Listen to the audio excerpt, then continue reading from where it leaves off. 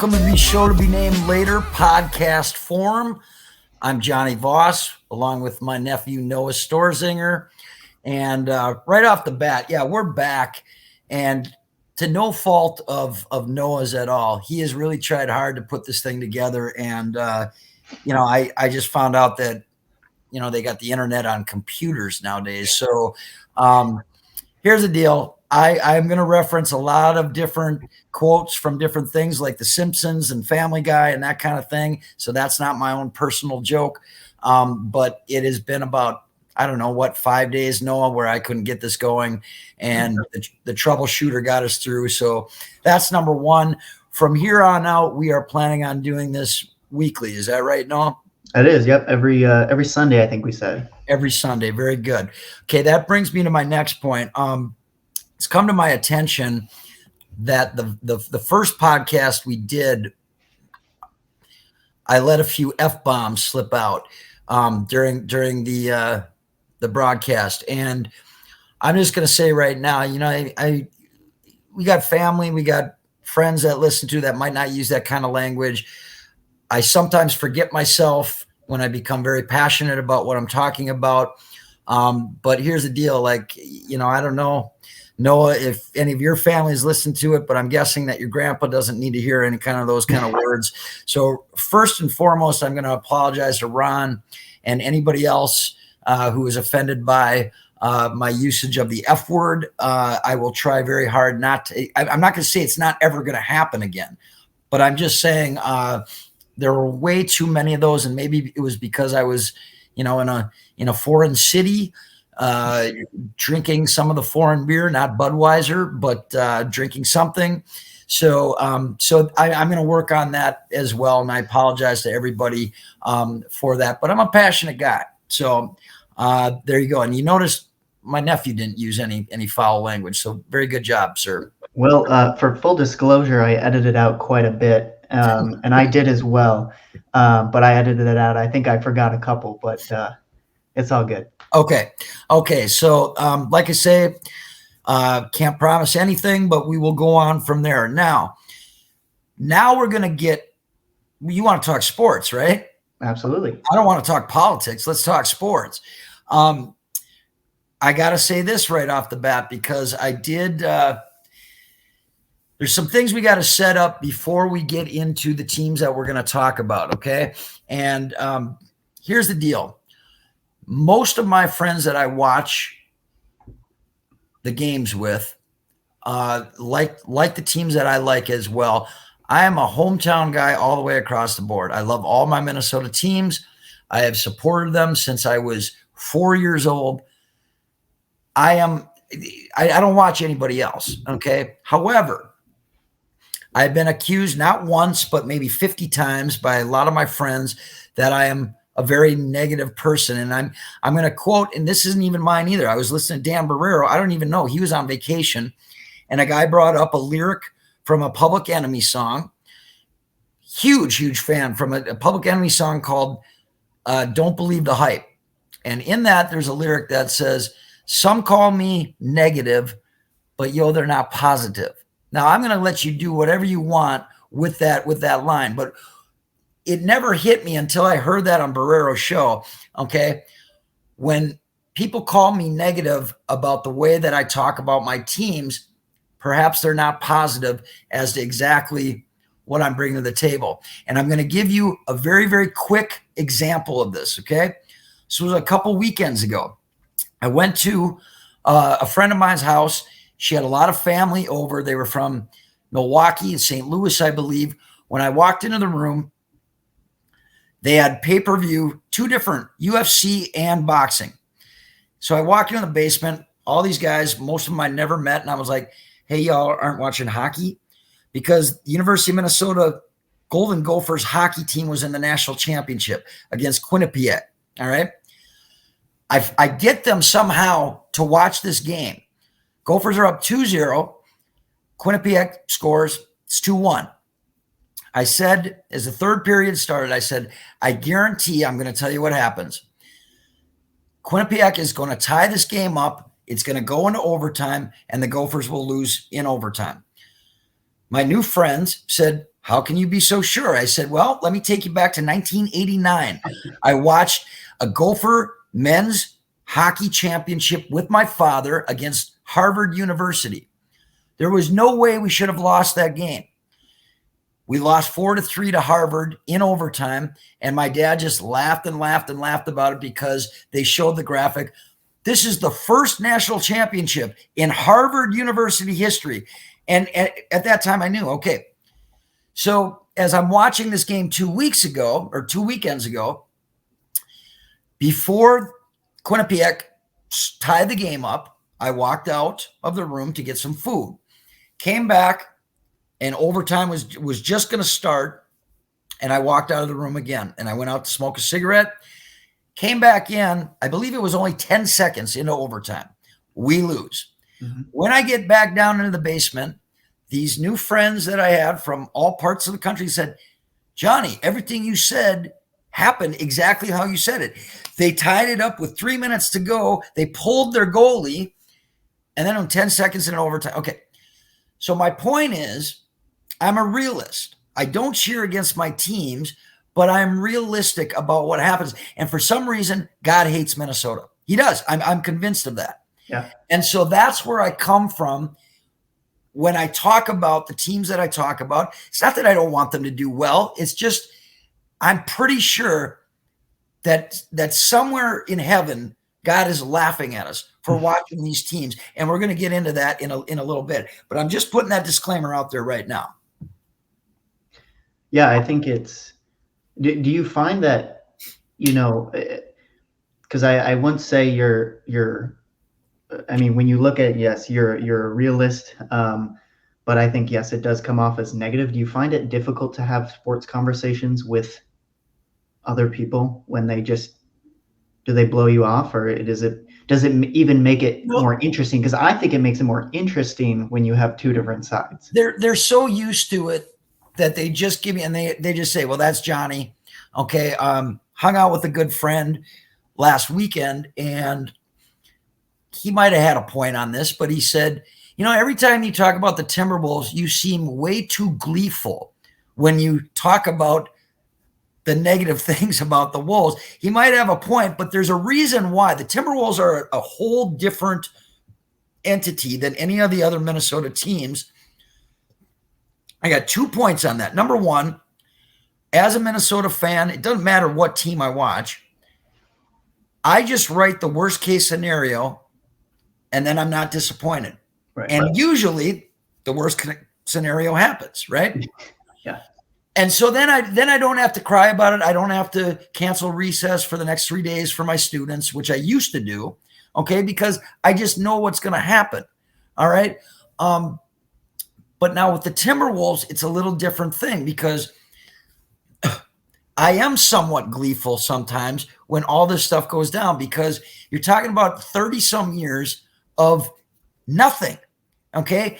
And to me, the Timberwolves are like that bad relative in your family who just keeps screwing up, and you almost you can't believe the choices that are being made, and yet you kind of go, gee, I wonder what's coming next. I'm talking about the relative that like, oh, well, he got expelled from college, whether that was because he was cheating on an exam or he just flunked out or whatever. And then a few months later, yeah, did you hear about your cousin? Now he got a girl pregnant. He's having twins. But the other thing is he got another girl pregnant the same week. And so now he's having 3 kids within a week of each other. Then you go, okay, well, what else could he do? Well, he stole a car a few weeks later, and he got pulled over for drunken driving. But instead of going through with it, he had an 8-ball of coke in his pocket, so he decided to run away from the car in dress shoes in a foot of snow. They caught him right away. Okay. Now, these are very extreme examples I'm giving you about a family member that doesn't exist. But when I think of the Timberwolves, that's what I think, because it never gets better. They always do something that completely, you just go, now, wait a minute, a 5-year-old would not have made that decision, and they just keep doing it. So with the Wolves, until they start listening, I can't do anything but be negative about this team because we're talking about 30 some years of complete junk. You, I mean, it's look. I grew up not watching the Wolves my entire life. Maybe I started around when I was maybe 10. Obviously, had some success in the early 2000s, which I know you were a part of. But um, I think like this year's team, I for sure like if we're getting into Wolves, let's get into Wolves right Yeah, now. let's get into it. Um, it is this team was I can't even describe it because it was such a roller coaster season, but it had, I mean, the ups were so fun, but the downs were, I mean, it's so weird how a team of this caliber could be that bad at its low. Now, but here's the thing, like this team is some of the most talented we've had in a long time. And guess what? They're still the 8th seed and your all-star center didn't even play for what, a quarter of 52 your games, game? 52 games. Yeah. Now, I got to say this, though, because we're just going to start with the playoffs first, the play-in game first, Yep. and what happened before that, okay? Because once again, this is like that bad relative, and my point is that going into the play-in game, you have two guys, you know where I'm going to go with this. You've got two guys that do something so completely moronic, all right? Like, I don't even think kids in high school would do something like this. You've got the biggest game coming up of the season, the whole reason why you played 82 games, right? And you got guys fighting on the bench that gets him suspended. And then you got another guy who takes on a wall. I've tried it, never won that one. Takes on a wall and breaks his hand.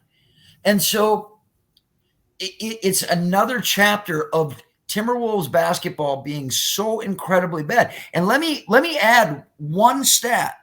In the history of North American sports, hockey, basketball, baseball, football, the Minnesota Timberwolves have the worst winning percentage in all 4 sports. I believe it's a little higher than 393, which I think is where they're last. They're last. So do you think though, because granted, I am more of the optimist out of the two of us, do you think now it's the first time since what, 03-04 that the Timberwolves have made back-to-back playoff appearances? correct. Do you think now looking at, I know what we gave up for Gobert and everyone is We're gonna get to that. we'll get to that, but and I have my own opinions, but do you think with the roster construction and the youth of the team that this is the best direction the team has been in its history? No, and I'll tell you why.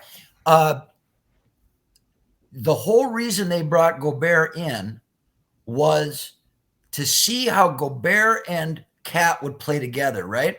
Now, I understand that Cat didn't play for most of the season, but was there anything that you saw, Noah, with those two on the floor that you just went, huh, it makes sense. I get why we gave up a king's ransom for the Frenchman.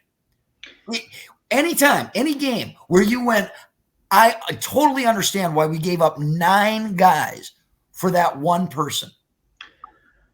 You know, I couldn't give you I can't give you an example. And, you know, I'm sure there were games that it looked great because there was a reason why they did it.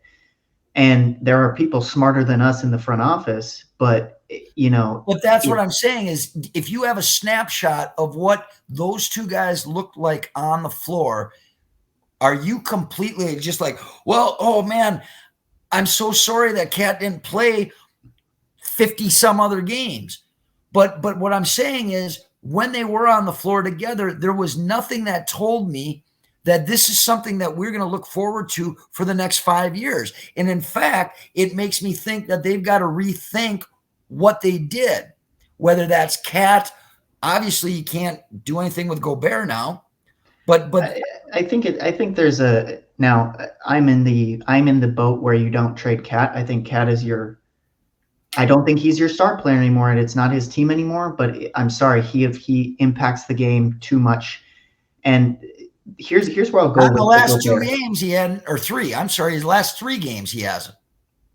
Well, we'll get into that, but the Gobert Cat pairing has I just think when you look at a player like Gobert with the skill set that he brings to the table, it's going to take some time to work with him, right? Russell could never figure it out, but we see the impact that a guy like Mike Conley has brought to the team, and Mike Conley has been phenomenal for the Wolves. And look, No, I know. he's an interesting guy, but when was the last time Cat played with a guy like Rudy? And when was the last time any of those players played with a guy like Rudy? It's going to take some time. And Cat and Rudy played what, 20 games together? I mean, Right. But what I'm talking about is it's still Karl Anthony Towns. And I'm going to throw an interesting stat out there for you. And it doesn't mean that I talk to every person that watches the Timberwolves. But here's the thing about Karl Anthony Towns. When I'm so negative about the Minnesota Timberwolves, and let me remind you that Marty and I went to the very first Timberwolves home game of all time at the Metrodome against the Chicago Bulls. So I've been there, okay? But here's the thing. When I'm negative about my team, I know when I'm overdoing it, okay? But not one person, whether that's little kids at my school, my best friends of 30 years, my nephew, my sister, anybody that I talk to, I can't find one person that says, you know what, you're a little hard on Karl Anthony Towns. I like him. There's not one. I don't know of one Timberwolves fan. I talk to a lot of Wolves fans. I don't know of one person that goes, you're being a little hard on him. And he gives us, now you have sang his praises tonight, but I've heard the other thing that everybody else says too. He needs to shut up. He needs to stop whining. And I look at what he said after last night's game. And by the way, I didn't even watch the game last night. I didn't. There's no way I was going to watch it because I knew what was going to happen going into that game. But I read Karl Anthony Towns' quote the next day and like, I know I can make shots. I know I can. They just didn't fall. No, that's not what happened last night. It wasn't just, no shots were falling for us. But that wasn't the reason we got beat by 29 points last night. Okay? There was a whole deal that went into what happened last night in Denver. And, some of my friends, it's the altitude. They're just not. Then I hear another quote, and I don't know who it was because it was on the radio, and said, but there were a couple guys that came out and said this. Well, we knew because we had 2 play-in games that a game 1, but there's always a game 2. I'm sorry, did you watch the Memphis series last year? You cannot give any games up in the playoffs at all. All right? And so my deal was you had guys like Karl Anthony Towns and Anthony Edwards saying, well, shots didn't really fall. Then you had other guys coming out and saying, no, we didn't match any kind of intensity at all. Mentally, we were not in the game, but we're just going to figure that we can bank on the fact that there's a game 2. Come on. I think that's where you miss, and I think every Wolves fan might agree with me, is where you miss Patrick Beverley. I agree.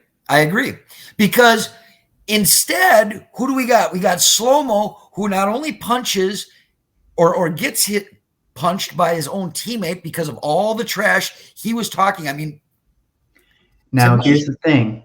He went after Gobert just as much. And he did. And here's the thing with Slow-Mo is, I don't know how many games you watched this year just because of how the year was.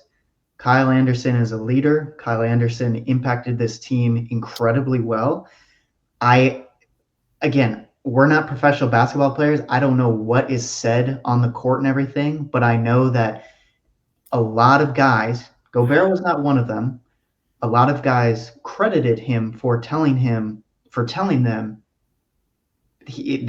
Kyle Anderson was very honest with them. And that was the same way Pat Bev was. Okay. Okay. But now, and I love what you just said. However, last night, T-Wolves down by 25 points, and Slow-Mo is trying to fight people on the bench. You do that maybe if you are somewhat within striking distance. You do not start talking trash to the bench down 25 with no hope of doing anything in game one. And that's what I got to question. Now, it all goes to everything else that I'm talking about. You have let's talk Lakers playing game. Yep. Okay. What I wanted to lead with, what was so important for us to talk before that game was Karl Anthony Towns complains about he's never given the credit that he deserves because he is an NBA superstar. Okay. And I think I shared that story when TNT was going through the list of notable superstars who had missed a lot of games during the NBA season, right? Guess who they left out? Karl Anthony Towns. You know why? Because he's not a superstar, okay? And he got upset and had a tweet about it. Oh, why didn't they put me in the superstar category? Okay, because you're not a superstar. But this is, again, superstar, I think, when you think of a superstar, you look at what? Kevin Durant, Yep. Luka, Okay. Giannis, right? When superstar to me is a different term than star. Cat is a star. I agree with that. I agree with that. Because I do think there's a different level of, like, who would I, when you look at superstars, who would I want, Kevin Durant or Karl Anthony Towns? Well, it's Kevin Durant every day. But Cat is still a star, and he's a damn good player. But the list that they showed, personally think he should have been on the list. May or may not. That's fine. But once again, if you're not playing 52 games and that's because it's your choice, and that's what a lot of people are saying right now, that he might have been able to play. And, you bring up someone like Zion Williamson who says, well, I can't be Zion if I'm not 100%. Sorry, buddy, that's not the way the world works, okay? Yep. If Town under the same – but fine, that's fine. I'll get past that. So here was my original point then. Going into that Laker game without Gobert and without our defensive specialist, I'm like, okay, against the Lakers, you have an opportunity to show everybody what you already believe about yourself as a player and a member of the Minnesota Timberwolves. And he came out first half, looked good. I was like, okay, even though there was no point in that game that I actually thought the Wolves would win. Second half, back to old Karl Anthony Towns. Offensive fouls that didn't need to be. And then once you get that, then stupid fouls. And now you're in foul trouble. Now you got to go sit. Now you got to, okay. To me, the second half, Karl Anthony Towns was not a part of that game at all. Okay. Right. So, here's what I'll give you. And I'll get into my point about the Lakers Wolves game and my opinion on the NBA as it is right now, as a business, because that's what it is right now. And I get frustrated watching NBA games. And I know it's kind of stupid to blame referees. And I'm not blaming referees right now in this game, but if you watched the game, and I'll throw out some stats for you. Yes, Cat dominated that first half, right? He did, because Ant sucked that game, right? Yeah. Ant was a no-show. Cat kept us in that game. Okay. He had 24 points, 11 boards, and 5 assists that game. The fourth quarter, he virtually had nothing, right? Because he had to sit because of foul trouble. Yep. But I will say this. When you look at, and I don't know the exact number off my head, in the second half, the Lakers shot 21 free throws. I know. The Wolves shot 3 free throws, and that was with 0.1 seconds left. There's no absolute way that I don't see a scenario ever in a game where the home team Lakers, big market Lakers with LeBron James, shoot 21 free throws. The Wolves shoot 3. There's no way we only shoot 3 free throws. And that's what my buddy asked me too. He said, do you really think that that's a possibility that the NBA calls games different, especially in the second half, especially who's on the floor? And I said, that's exactly, yeah, absolutely. I believe that. Happened. However, you can't figure on winning a game if you can't score in the last 6 minutes of the game until 0.1 second left in the game with 3 free throws. And it should have been figured out before this. That's why you play. Everyone says, well, the NBA season is just ridiculous. It doesn't matter until you get to the playoffs. That's why you play 82 games and enough games with like Mike Conley, who was a late addition. You said it. They're professionals, so they should have been able to figure that out. When you can't score for 6 minutes to end the game after you had been up in double figures the whole game, that's on you. And the guys that we are thinking are the leaders, like Karl Anthony Towns, they've got to be the ones that say this, or why do you have a head coach as well? Right? I mean, I don't understand how it comes to that, where, because I'm not going to blame the referees for any of the Wolves' problems ever. You know what I mean? Because a lot of times they do it to themselves, because I don't know what it is about the Wolves. Statistically, the Wolves get one of the worst whistles in the NBA. There's stats to back it. And you know why I think that is? Karl Anthony Towns, because all he does is on the offense and defense. Have you ever heard him mic'd up? No, I'm not saying you're wrong, and it's definitely true. Now, but even before Karl Anthony Towns was a member of the Wolves, they still had statistically one of the bottom 5 whistles in the NBA. But I do think, I don't know if it's just the culture of the Timberwolves or what, but I mean, you look at now Mike Conley aside, because the guy's never had a technical in his life, but the whole team, you've got guys that when they come here, I mean, we lead the league in technicals, and I don't know what it is. Every coach we have, we're just immature. And it was even before Karl Anthony Towns. I will say, yes, he's an issue when it comes to whining and talking to the refs. I do it at my house too. Maybe it's just a Minnesota thing, but it is an issue that. Well, I'll tell you this though, it's rubbed off on somebody, because you know who has started doing the same thing is Anthony Edwards, and I'm telling you, that's not the way. It's not the way. If there is a line between getting the calls and not getting the calls, we're not doing it the right way. Now, does LeBron James, does he complain on every call? Yep. But he may have street cred. You know what I mean? That's where, that's where for me, with the NBA, I have a hard time. Just the refs can, unlike any other sport, the referees can influence a game themselves, right? MLB, it's a little harder. NFL, same thing. NBA, I mean, it's all the calls. And the way that a LeBron James is reffed compared to an Anthony Edwards is insane to me. But it's a part of the game, so you have to find a way to deal with that, because it's always been that way. But why should LeBron get a better whistle than Anthony Edwards? That's a flat out question. Why can't it be fair?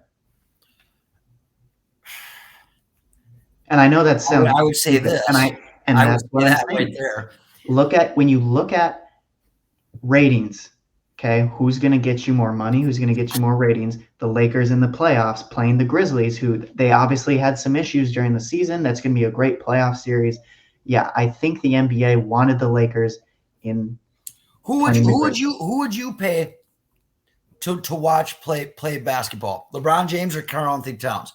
I'm saying if it was head to head, and I'm not a LeBron James fan at all. I can't stand the guy. Okay, but who would you, if you had to put money down, who would you rather pay to watch play? LeBron, right, hands down. And I'm sorry that the Lakers have more rings than the Wolves are ever going to ever think about, but it does go that way. There is a hierarchy that in that manner. Now, in baseball, do pitchers get calls? Do batters get calls at home plate? I would think so. I think it's close, but I think there are terrible umpires. But I do think, to my original point was, I think an umpire can influence a game a little bit, but not as much as an NBA referee can. Right, and we know that the NBA has been shady. Although, do you remember the guys that the referee that was caught with his hand in the cookie jar? Do you remember that whole thing, that whole scandal? And nobody ever came back and went, "Oh, well, we'll reward you other games for the ones that you lost because this guy he's making money on the calls that he made." Right? Well, I think all of them are. I think all of them. I'm sure there are some good apples, but man, even with today's sports betting and everything, you cannot tell me none of them. Even just, you all grew up with favorite teams, right? Like if I'm refereeing the Wolves, naturally, yeah, I'm going to favor the Wolves in some calls, guaranteed. I'm sorry, we're talking about everyone always says it's a business, and they're all professionals, so it shouldn't come down to any of that, don't you think? No, but however it does, so you have to get along, you got to play along. Well, yeah, I agree. And this was just my rant of frustration about losing the Laker game, because I do think for 3 quarters, we won 3 quarters. But did you think we were going to win that game throughout the whole game? You thought? Because there was never a point in that game that I thought we were going to win. Well, see, and that's your realistic brain coming in, but my optimistic brain going through. When you're up double digits, man, you got to feel good. But yes, and we'll talk about the Twins-Yankees series in a second, but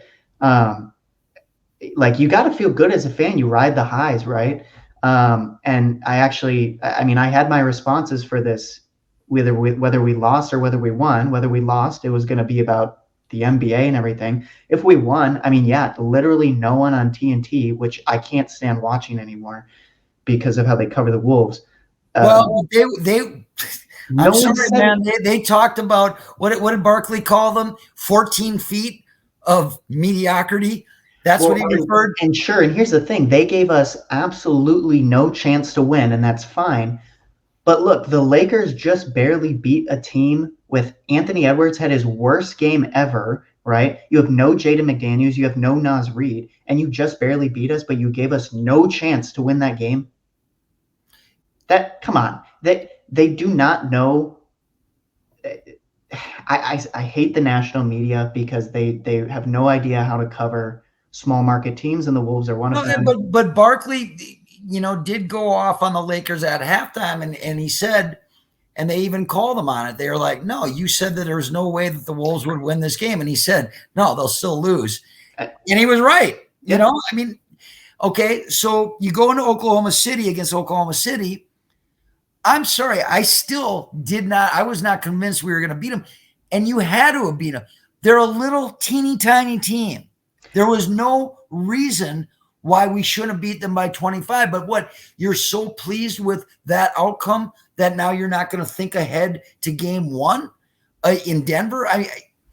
That to me doesn't make any sense at all, that you are or that you are going to think that, well, we can give a game up because it's a best of 7 series. If anything taught us about that, it was the series last year in Memphis, because that was we should have won that series in 5 games. Yep. Hands down. But didn't, and so a team like the Wolves can't allow a game here or there to go. And I believe I think it was Slow-Mo, I could be wrong on that, said we just didn't come up. We treated this game as a regular season game and not a playoff game. Well, if you remember, most of the year, that was the complaint that people had about this team, was that their minds were not in the game and that they were just kind of going through slow motion. No offense to Slow-Mo, but that they were just going through the motions. And I'm sorry, man, not every team, I mean, eventually someday every team's going to make the playoffs, but not every team does right now. So you can't sit back, and you're playing the number one seed in the Western Conference. So how can you approach it going, man, we always got game 2? Yeah, I mean, I've been on teams like that before, where we'll win big games, and it's hard to focus on the next game. And I mean, that Thunder game, the difference between last year's playing game compared to this year's was win or go home. And I mean, a lot of energy had to go into it, but it is a sign of an immature team, or a team that I mean, I like to credit Chris Finch for all the work that he's done, because I think he's been a great coach so far, but the guy's only coached for how many years? So I mean, I think it shows on him, right? Where not getting your guys ready in the right mindset, but it shows on your leadership too. And I'll harp back to Patrick Beverley, but man, that guy needs to be on the team next year. He does, flat out, because or someone like him. Okay, now, like I said before, and I got a lot of flack for it, but stop me when I'm wrong. I didn't go to bed at 9:30 last night. You know what I watched? I watched the A&E biography on the Iron Sheik from wrestling. And I didn't even turn the game on. I didn't even flip to it to see, let's see what happens. And I took a little bit of flack this morning, but then I was like, well, what was the score? Okay. My question to you, Noah Stoerzinger, game 2, how does that go? Well, here's the thing with Wolves and the 8 seed, 1 seed matchup. It is obviously traditionally, you look at the 1 seed should always win in 4 is what I feel like. But I remember where'd you go? I'm here. Oh, I remember the Wolves Rockets series when it was the Jimmy Butler year. You had the Rockets with James Harden, Chris Paul. That team, when we went into that series, I didn't think we were going to win a game. And now I went to game 3 and we won that game, and it was phenomenal. First playoff win in how many years? But I still had no. And again, I'm the optimist. I thought we would have no chance winning that series. I had optimism last year to beat Memphis, and we should have beat Memphis, which was I did too. I thought we were, and I wanted to see Memphis again this year. I did as well. I think we match up well with them, but I will say, when it comes to 1-8 series, while I'm always going to favor the 1 seed, I do think this year we played the Nuggets very well. Granted, game 1 sucked, okay? But there's always time to bounce back. I do think we match up well with them. It's really making sure Jokic is a scorer and not a playmaker, because when he becomes a playmaker, that's when things become difficult. You want to force him to score. And that's what I heard. Like last night, they had 5 guys on Jokic, and they couldn't do anything with him. Yes. That's why you play 7 games, though, or potentially 7, because you have time to adjust. But now, wait a minute. Didn't we trade for Gobert to be able to stop a guy like Jokic? I thought I don't know. Do I know basketball? I wouldn't say. Here's the thing: Gobert or Jokic is an MVP, back-to-back MVP. I know. It's hard to stop him. I don't care who you're throwing on him. I agree. It is but hard. Here's the problem. Okay, go ahead. Sorry. Gobert was brought in to shore up interior defense and fix the issue that we had during the playoffs in Memphis, which was rebounding.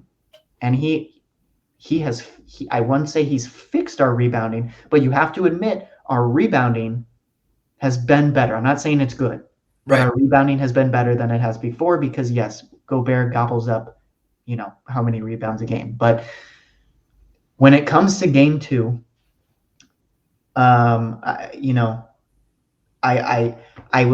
won't feel great if we go into Target Center game 3 down 2-0. But I do feel like we're going to see some adjustments, and I do think there's a chance we You pull think off we a have a game two chance in win. game two? I do think we have a chance. Here's the But problem that I here's got. my prediction: is You've got two other guys that potentially could put 25 in every night with Jokic. You got Porter and you have Jamal Murray. What? Jamal Murray. Yes. And that's the point that I'm trying to make about game one, is that when you have three guys that could easily put 25 points in the evening, you can't wait for someone to light a fire under your seat, okay? Because right now, the Wolves have maybe two guys that might throw 25 in a night. But here's the deal. As the playoff series goes on, Mike Conley's not going to be able to play 40 minutes a night, okay? So what do you do about that? Because he's just not there. 35 years old, he's not going to be able to, especially in a 7-game series. And so, you talked about their depth earlier in the year, and I think to some degree there was some. However, I don't know if there's enough depth to play with a team like Denver right now.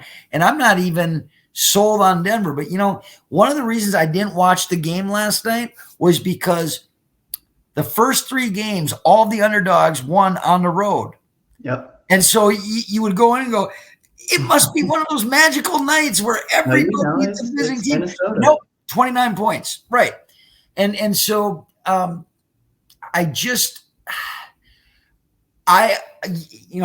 love your optimism, and I think that's why this show might work.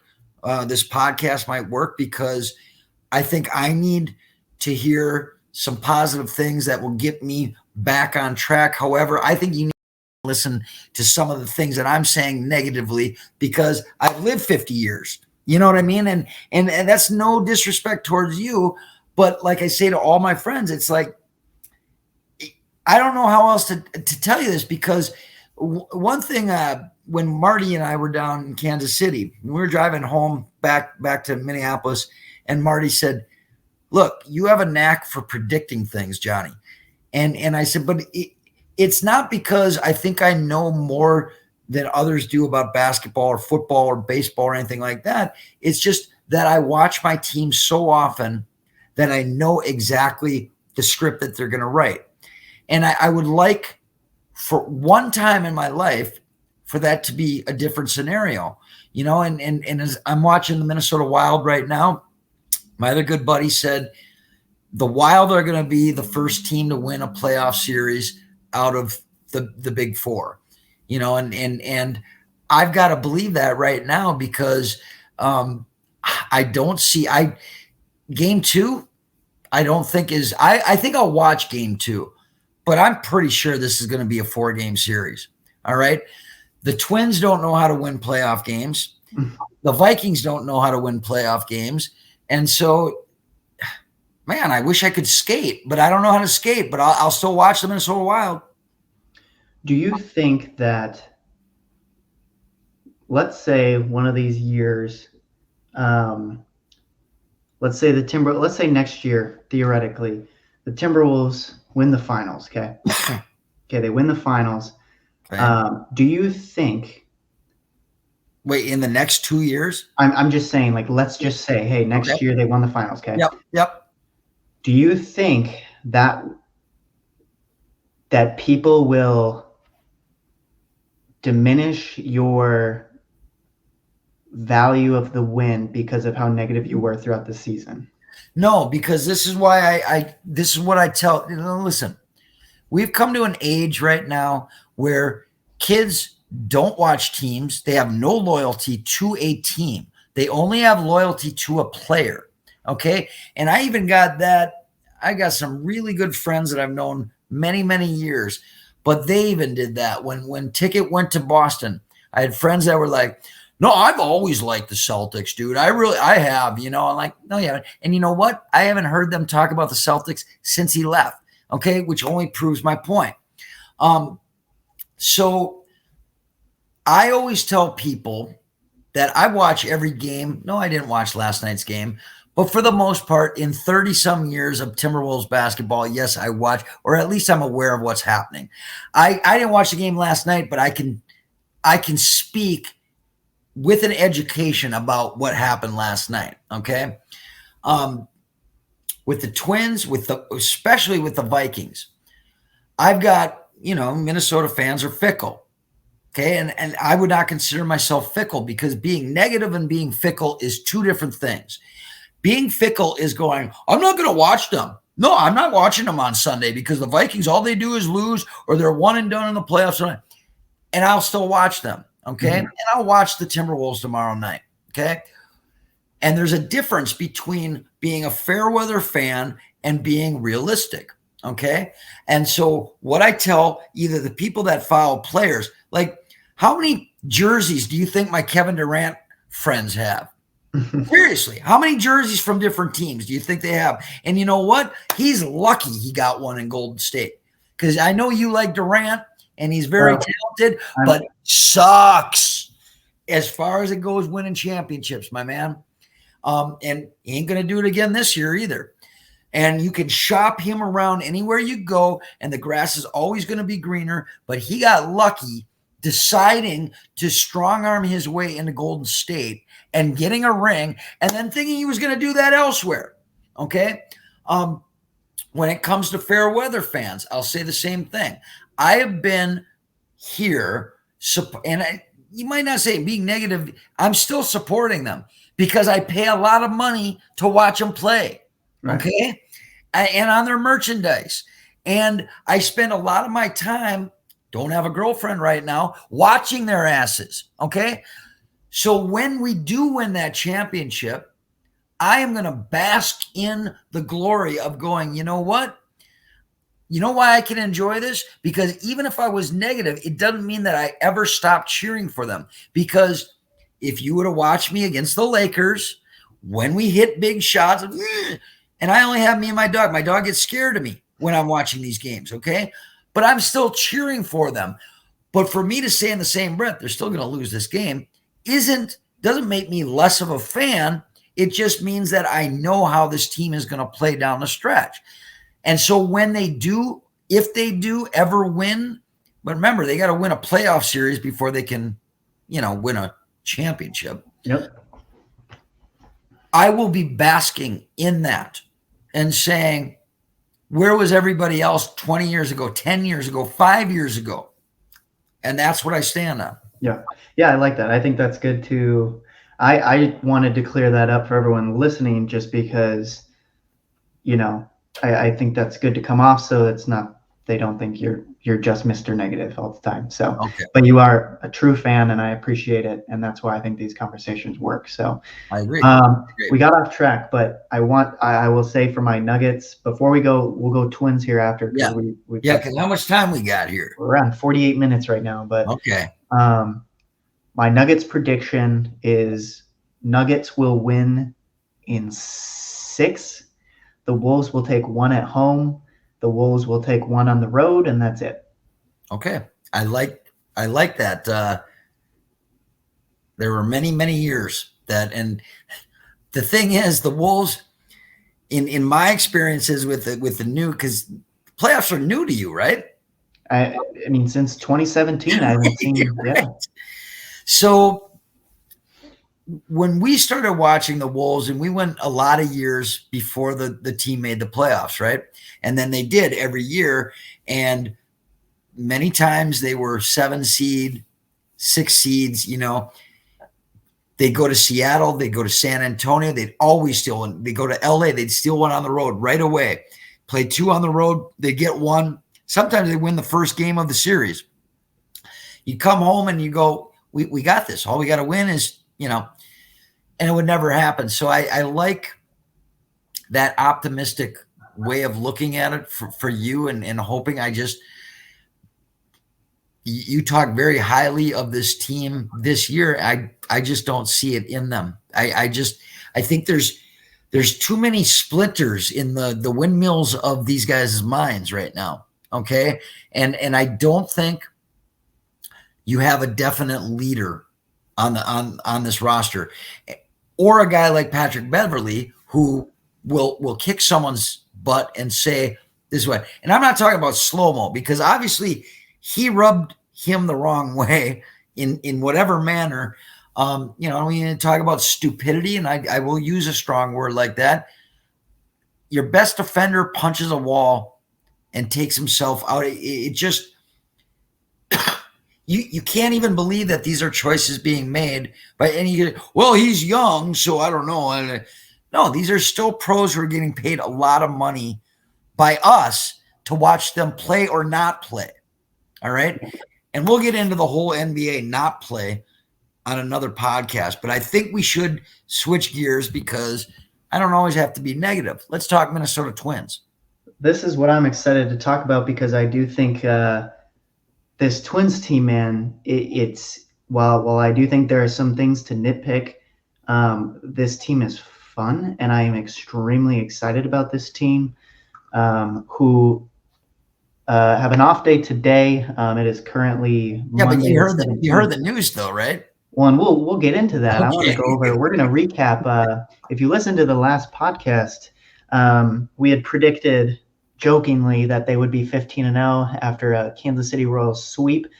They've gone on to win every series so far except for the Yankees series, which they did not lose. They lost the Marlins series 2-1. Did they? Yeah, they lost the Marlins series 2-1, and they tied the Yankees. Yep. Yes. Okay. My apologies.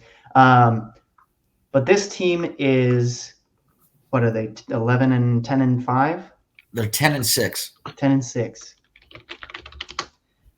10-6 team who, I mean, I thought that it would be another, you'd maybe steal a game at Yankee Stadium.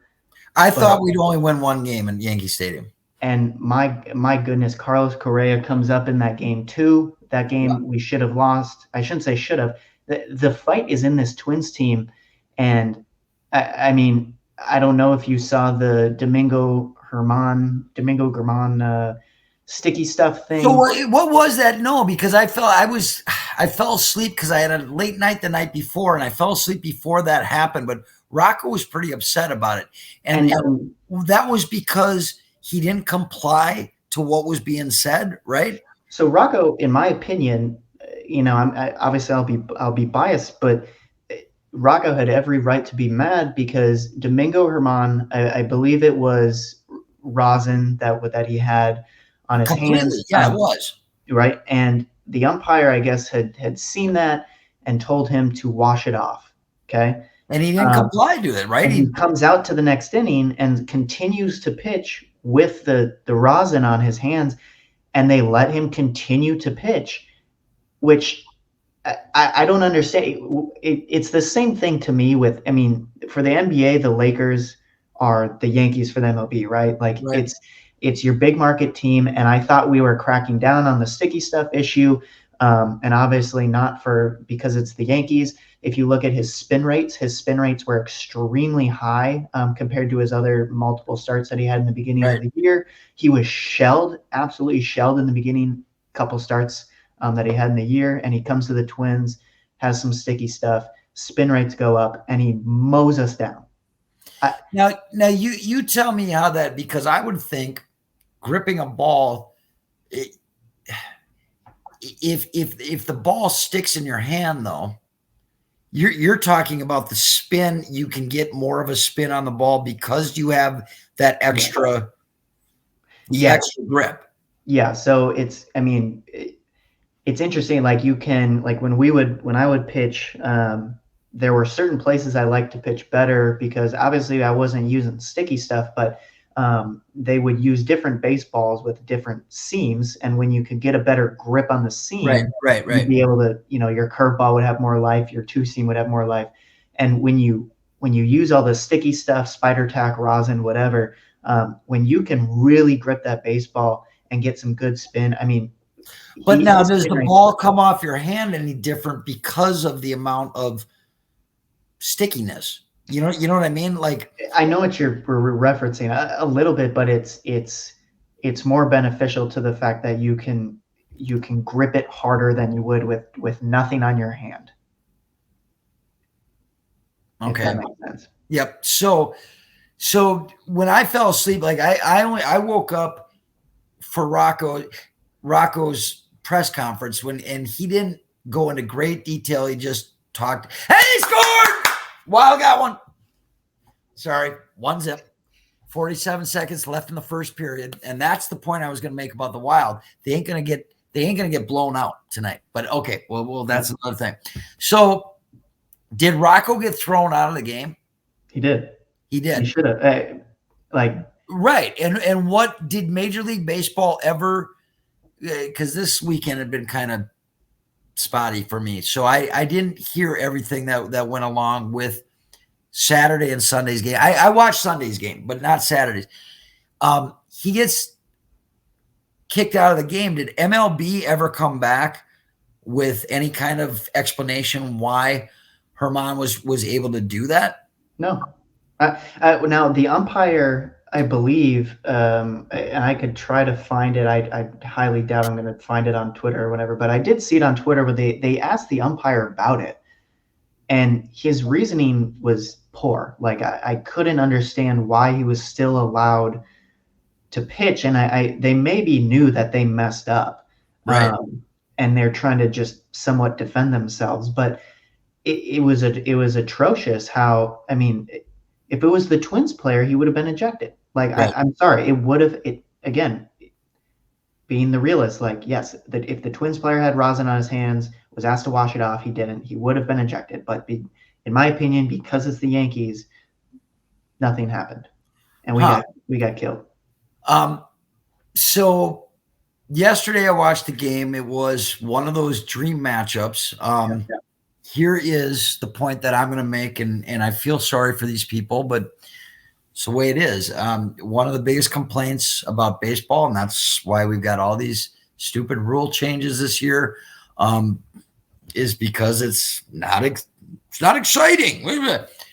You have yesterday a dream matchup, in my opinion, right? You got Cole versus number one. Okay, and we're going to get to him in a second. It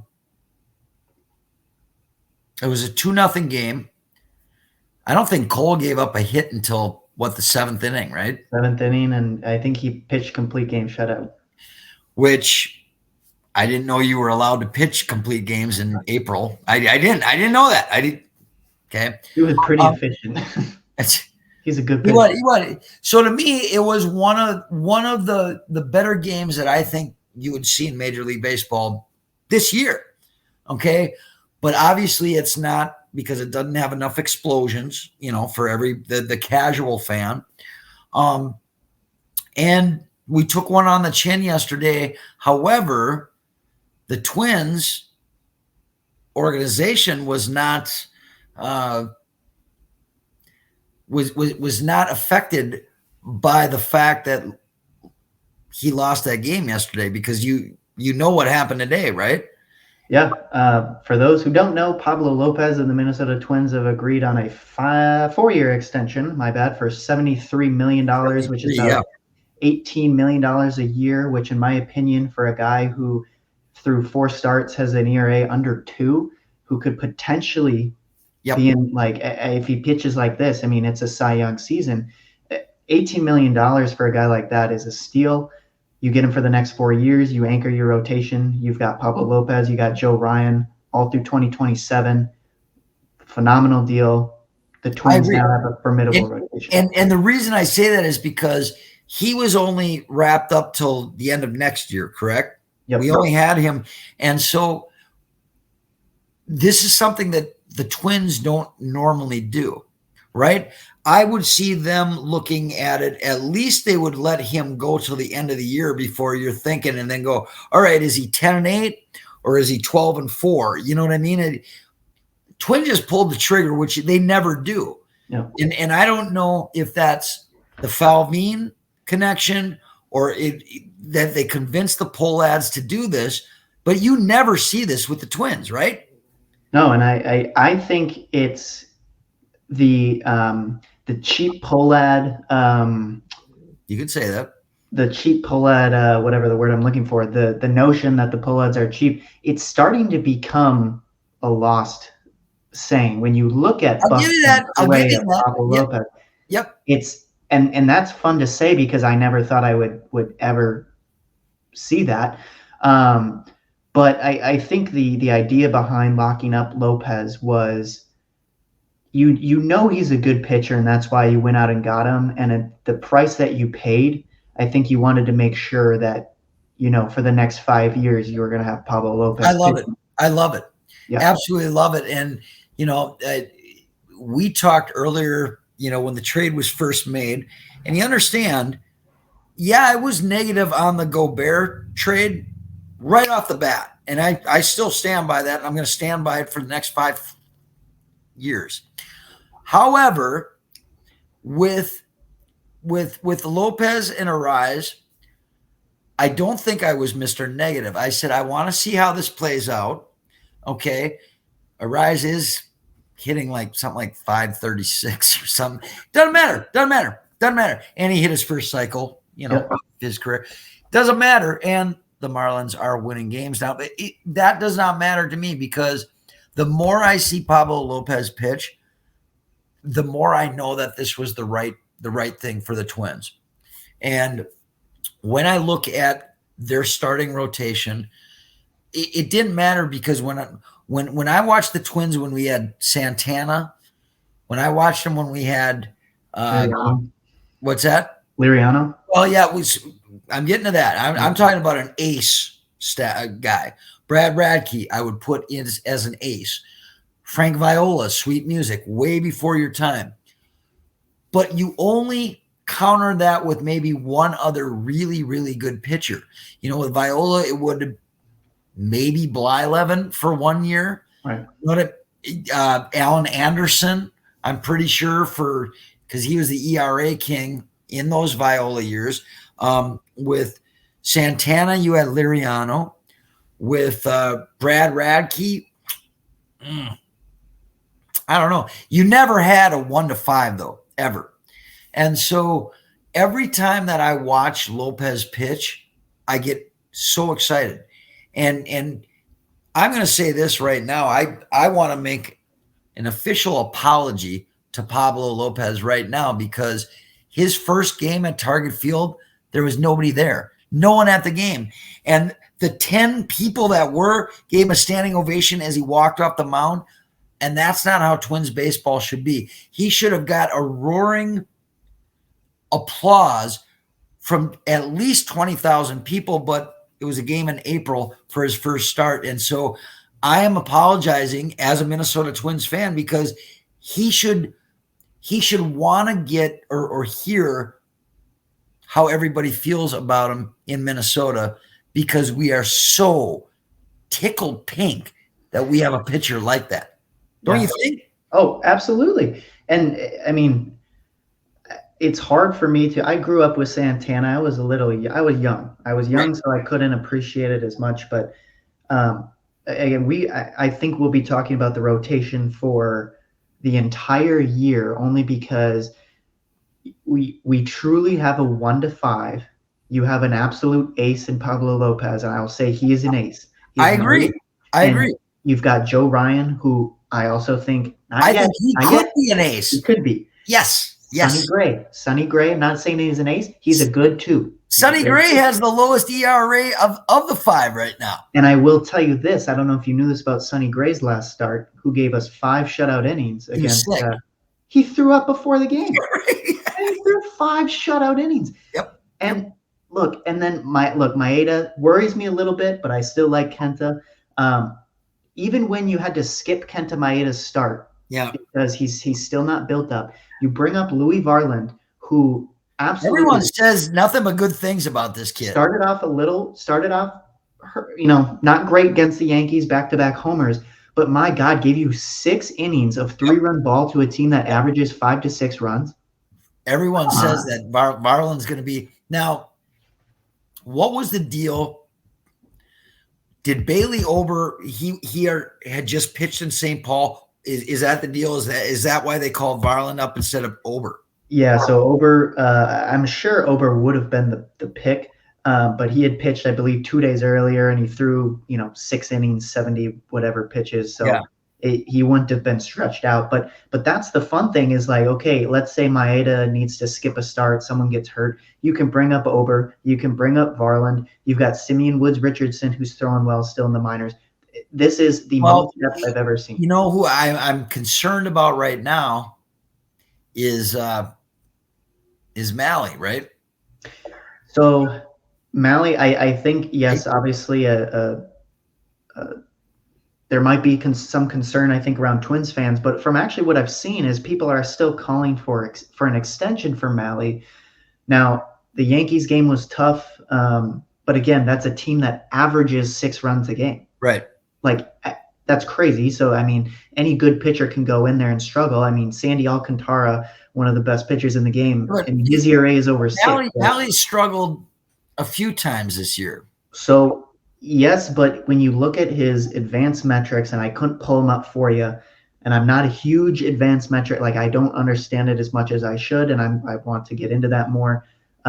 They're actually favoring him as more unlucky, right? So defenders not being in the right spot. Well, you're saying the Twins organization is not concerned about the fact that he doesn't have any wins right now, right? Well, and I think wins are a dying stat. But when you look at it, he's now the Yankees start aside. His last 2 starts gave you 5-6 innings of not. I mean, he didn't give up many runs, right? His ERA was a little over 4, which is, I believe, the average. And that's what you're looking for. And this guy has shown ace stuff before, and I don't like saying that a lot, but this is still a guy that in a lot of rotations would be maybe your 2 or 3. I mean, he's our 4. I agree. And I'm not ready to give up on him. I was just saying, should we be worried? Now, wouldn't be doing my job if I wasn't a little bit negative because I have to ask you, because you were the one that brought it up to me earlier in the year. Twins have gone with a different training staff, right? Completely that works. These are the guys that work, with the injuries, right? Completely new, right? Which is a good thing. However, here we go. And I don't mean to be negative because I really like at least where the Twins are. I did not expect them to start out 10-6. But here's the thing. At one point you had Kepler. Now wait, and this is the first 2 weeks of the season, okay? Kepler hurt. Gallo hurt. Correa hurt. Hold on, I got more. Well, Maeda, you're just thinking he's not stamina-wise, he's not up to snuff. Yeah, Tommy John, he's still building up stamina. Okay. No, there were 2 other guys because I know I made a point of this. Farmer, that's not his fault. Nope. Can Byron Buxton even run bases? What is that? I was at that game, Noah. That when Farmer got hit in the face, and I'm telling you, first time in my life, I sat in left field for the first time in probably 8 years at Target Field. Great seats, by the way. What's that? Great seats, by the way. Yeah, they're great. My point is you could hear the ball off of Farmer's face in left field. That's how bad it was. But then Buxton, what was that? Every time you see him running the bases, he's putting his face right in the dirt every single time. So my point is, okay, you got Gallo, you got Kepler, you have Farmer. It's not his fault. Who else did I bring up? There are others. Gallo, Kepler, Correa for a little bit. Correa for a little bit. There was one more. There was. I don't know if there was. No, I'm pretty sure there was. Anyways, in 2 weeks of baseball, is that a lot of people getting injured? So here's where because I saw this a lot on Twitter, people exclaiming your same sentiment of, I think what people need to understand is a new training staff doesn't mean no injuries. And I understand But that it's a couple injuries and it's 2 weeks but into the season, but at least they're not crazy injuries. to me, Farmer was the only one that was a legitimate. Kepler wasn't that swinging the bat? I think he was running the bases. And You run the bases, okay. I don't know what Correa's deal was. It was his back. Oh, that's right. So we're not supposed to worry about his ankle. We're supposed to worry about his back now. Well, I think it's beneficial to know that the guy really, look, he doesn't have that long of an injury history. The ankle was a concern for people, but the fact that I think it was, knock on wood, like the injury that Correa had wasn't his ankle, right? Like it was his back, which I remember we talked, we were like, right. First week he's gonna. But that's what I'm saying now. Are we going to have lingering injuries throughout the season? Oh, we were supposed to worry about his ankle, but now it's his back that's not doing so well. And is it going to be one of those lingering, nobody really can tell us what's wrong with Karl Anthony Towns, what's wrong with Joe Mauer? Is it going to be one of those kind of deals, or are we kind of past this? I think we're past it. And look, injuries are, I never try to look too hard into them. The Karl Anthony Towns one was weird for me. But the injuries are, you could have the best training staff ever, and I'm sorry, injuries are just going to happen. Like they are. I mean, you play 162 games. There's a reason you have a 40-man we've all roster. seen the major league clip. Guys get hurt. They get sprains. We all know that. But I'm not used to these kind of injuries. See, you never watched a guy play 162 games in one season, much less Cal Ripken Jr., who played how many games straight? Just right. You never see that again. And so I'm not used to it seemed like when I first started watching the game of baseball, the injuries came and you knew those guys were hurt because of something that you saw during the course of the game, right? I don't always see that nowadays. And am I saying that players are pansies now? Yep, kind of. And I don't know if that's correct for me to say. However, I watched a lot of baseball in the 80s and the 90s, and you didn't see players getting hurt to this extent this frequently. And we're 2 weeks into the season, 3 weeks. Yeah. You're already seeing that. How did Gallo get hurt? Gallo was the what's it called? It's a muscle in the stomach, like when you're swinging. Right. I've had it a couple times. Is it an oblique? Not oblique. The sternum. No. It's a muscle. I can't remember, okay. But it's when you swing, and I've had it a bunch. Wait. He gets paid to swing the bat. You're.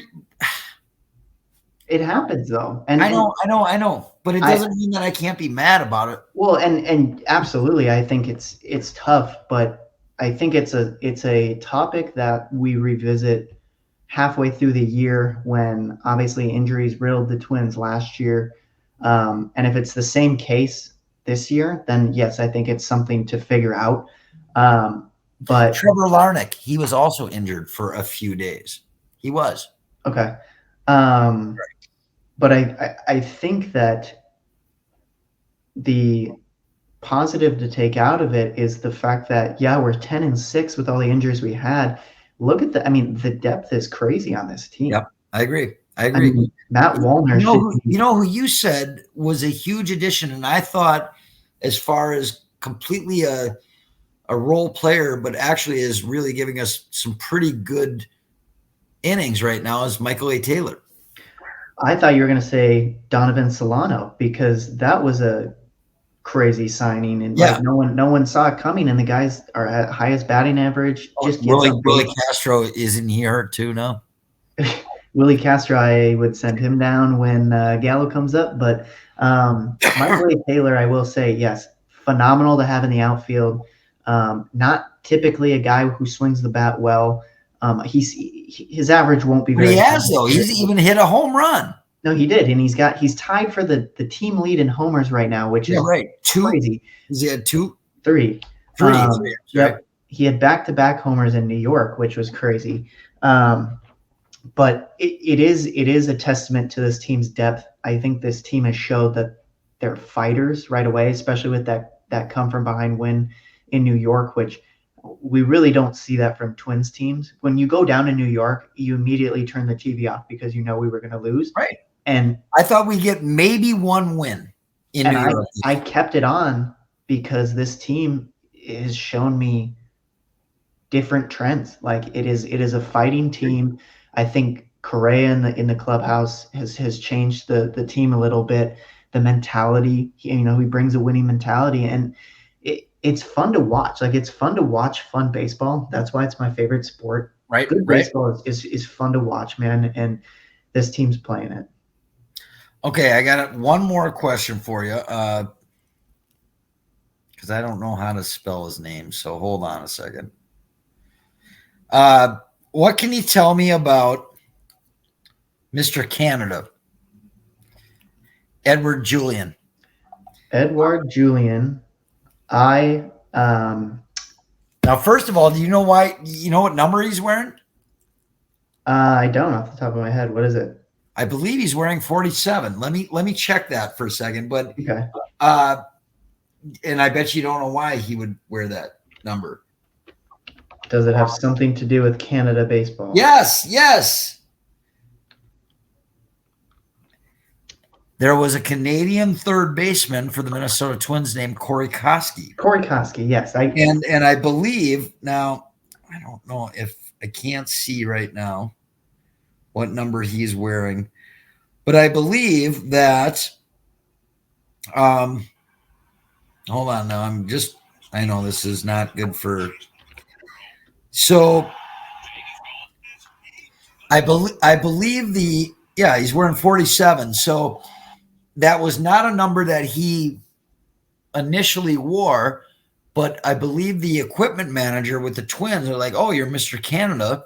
Here you go." Right. I don't think he knew much about Corey Koski. I met Corey Koski before. Very, very good guy. Kind of a nerd because he was into algebra and physics, I think it was. Mm-hmm. But yeah, I didn't know much about Julien going in. I was at his very first game at Target Field. Ball went right underneath his glove on the first ball hit to him. And I was like, what about this guy? My buddy Connor said, no, he's a good ball player. Mr. Canada, I didn't know anything about this. And then what he did in New York, how about that? This guy, 2 hits in the first inning, right? Yeah. Homer his first hit and then his first homer. Yep. And this guy was like you said, we didn't know too much about him because he came on quick. Now in 2022, I believe it was. He made the jump up to AAA or AA. I can't remember which one. Killed it at that level. Absolutely. And then he went to the fall league. Fall league, he killed it. World Baseball Classic, he killed it. Yep. And then comes, this guy can flat out hit. Correa said the same thing. That's what Correa said. Yeah, he's like, this guy can flat out hit. Yep. And I think the defense is a little bit of a question mark, which. But he's young. Does it remind you of anyone who the Twins may have just traded? However, I think that Julien's defense might get better where I don't know if Arai's defense ever will. Well, and that's, right. People. Right? Yes. And I don't know. People were comparing him to Arai, and I was like, I have to see it to believe it. But if this guy hits like this, you've basically got Pablo Lopez and you just brought in another Arai. And he's got way more power than Arai's has got. Way more power. Way more power. He gets on base still. He takes a lot of walks. Yeah. It's exciting to see. And the Twins are going to have an issue on their hands when I know. Royce Lewis is ready. Brooks Lee is ready. You've got Nick Gordon, Carlos Correa. Polanco. We have right. Well, that's what I was going to ask you, Julien. There's no way that they can keep him. They can keep him on the team, right? Because you've got Gallo coming back. You've got I don't think Farmer's going to be ready for quite a while, but you've got Gallo. You've got Polanco. I don't know. Once Polanco got back, if Farmer would have a job. Well, you know what I mean? Because I think Farmer's done a great job this year. I do too. And again, it just shows you the depth that this team has. And if injuries are going to play a part in it, you got to be excited with all the guys we have in the farm system because Okay, so you heard got the upcoming series with Boston. I heard there was going to be someone was going to be that was injured that was going to be perhaps ready for the Boston series. And I don't know if it was Gallo or it is Joey Gallo. it was Joey. Is he gonna? Did he make the trip? Because I know Um, he was in St. Paul. He Yep. did not. He did not just rest. Like they actually gave him games in St. Paul, right? Yeah, so he was out for a little bit. They put him on a rehab assignment to St. Paul just to get some swings in. He felt good. And I believe he made the trip to Boston. But now you have to look at who gets sent down. I think the two candidates are Julian and Willie Castro. Because And I see Castro over Julian. I'd rather keep Julian just to see if this guy's got enough fire and maracas, so to speak, to, I mean, Castro's been around the game for a while, and he's the benefit with Castro is the versatility when he can play the outfield, he can play the infield, and he can run. True. Where Julian, I think eventually you have to look at all of the infield guys that we have. They need to learn the corner outfield positions because when you look at a guy like Nick Gordon, how valuable is Nick Gordon? Yep. When he can move to literally anywhere in the field. I agree. And I think that's why it was nice. And I don't think Nick Gordon has gotten going as of yet. Like, I don't think we've seen the Nick Gordon that I think we could see as of yet. You know what I mean? Well, and last year had a great year. I think he hit 280. He was the only guy at the end of the year that you could count on. I know, and the offense hasn't broken out yet, but you have to enjoy the speed, the defense, the versatility, and I think how cool would it be to have every one of those middle infield prospects that could also do the same thing because you saw with injuries and when you have to mix and match like Rocco did, it's beneficial to have. So I also want to say I think a lot of Twins fans give Rocco a lot of hate, but I think recently, because he listens to Fish. Well, sorry, I think that he has managed the games far better than he had last year. I agree. What I've seen, yep. The way he's moving people around, putting people in positions to. I mean, you think about all the walk-off wins we've had, or the clutch hits that we've had in pinch hit situations. The one gripe I have is that we haven't run at all. We have one stolen base, 2 attempts, but I do have to give Rocco some props on how he's managing this team. And I'll agree with you. Most of the time, I think it's Falvines that are running the show. And what I mean by that is I think that it's upper management that's telling Rocco, this is the prototype that we want the Twins to be, and you follow it all the way across the board. Stats, analytics, whatever it is. And to me, that's not baseball. I think that Rocco this year has done things that I haven't seen him do before when it comes to not only pinch hitting, but pinch hitting at the right time. Yep. We saw that in the opening series. I've seen him keep pitchers longer than maybe he would have done. But then again, we had like the Bad News Bears, the last few years. So might have not. Anyway, I agree with you. I think that he has done some things. It's a debate that I have with my friend Castino all the time about, and it's not a debate because we're on the same side, that Rocco doesn't do enough managing. And I think that you are seeing that. I hope it doesn't stop. Yeah, absolutely. I want to, before we head out, look ahead to the Twins schedule as we did in our last podcast. Yeah. So things get, I think, a little easier for the Twins coming up as I look at the schedule here. 3 games against Boston, then you go home for a homestand, which will be nice. You've got the Washington Nationals, the Yankees come to town, and then 4 games against the Kansas City Royals. Let's look at the Boston series quick. What are your predictions on the Boston series? Well, even if Boston has the worst team in the majors, we don't always play well at Fenway. We just never do. And it's one of those deals. The Wild don't play well in Winnipeg. Let me think here now. The Timberwolves traditionally do not play well in Orlando or Miami. And you got the Vikings, who never played well at Soldier Field in Chicago. Yeah. So do I on paper, I think the Twins should take 2 or 3 in Boston. Do I think that's going to happen? Maybe not. Not because I'm not because I'm a negative guy. We just don't ever play well at Fenway. Now we have 2, 3, and 4 starters going, right? So I was going to go over. Let's run through the starters here. Game 1, Sonny Gray, Chris Sale. Chris Sale has been horrible this year. His ERA. He should just give up. Chris. Yeah, no, he should. He's a great pitcher, but the Twins, even when he was a great pitcher in Chicago, they would always nail him. Mm-hmm. I don't know. Okay, but wait, did we skip Joe Ryan?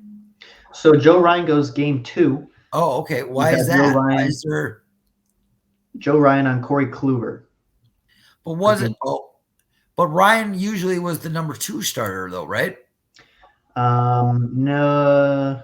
Yeah, he was. He went number 2, yes. But I think maybe giving an extra day of rest or something. Okay.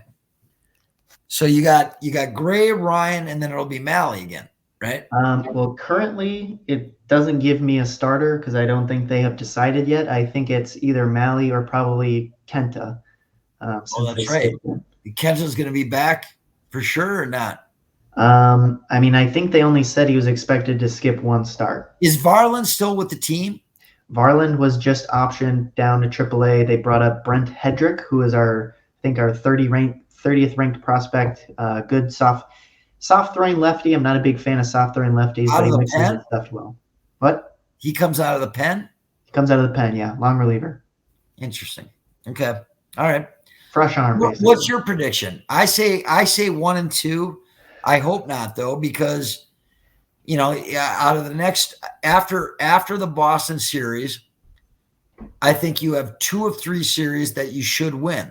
Washington and Kansas City for sure. And shoot, let's go for broke. Kansas City, that should be 4 wins, right? Yes.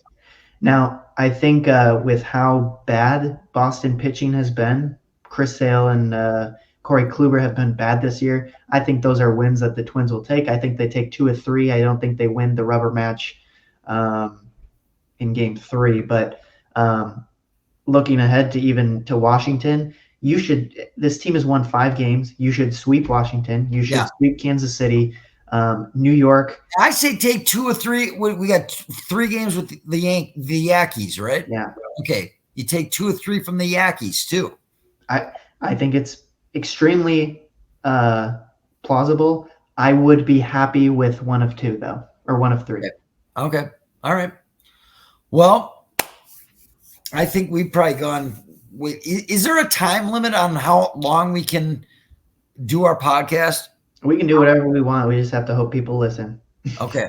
Well, there you go. Well, the one piece of feedback I got was from my friend Ozzy that I hung out with this last weekend. He said, a lot of baseball. You guys talked a lot of baseball. Well, there you go. We talked basketball tonight as well. And probably for the majority of the show when I wanted to talk baseball. So unless you got something else you want to share, Noah, I'm going to get back to this hockey game. But that's all I got. I think that was all good. Right. Well, for Noah Stoerzinger, I'm Jonny Voss. This is the Show to Be Named Later podcast. Thank you for listening, and we will see you. We're going to go Sunday, right? Yep. All right. Thank you so much.